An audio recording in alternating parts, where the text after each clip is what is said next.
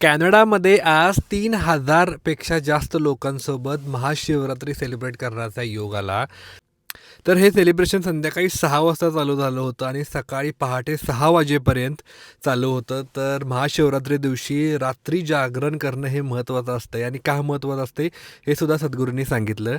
तर हा सगळा इव्हेंट इंडियामध्ये ईशा फाउंडेशनच्या इथं झाला होता आणि त्याचं फुटेज आम्हाला कॅनडामध्ये दाखवण्यात आलं. तर त्यासोबतच तुम्ही व्हिडिओमध्ये बघितला तर महाराष्ट्राचे मुख्यमंत्री देवेंद्र फडणवीसजीसुद्धा अवेलेबल होते ह्या महापूजेसाठी.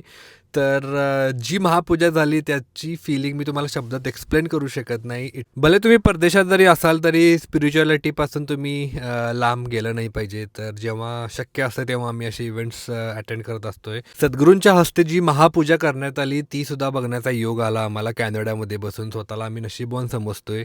पण जर तुम्ही पुढच्या वर्षी जर इंटरेस्टेड असाल तर मला कनेक्ट करा.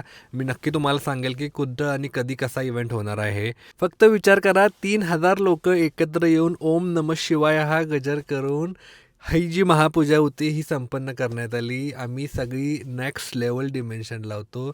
एनर्जीचा तुम्ही विचार करू नका. कसे 24 तास गेले कळालं सुद्धा नाही.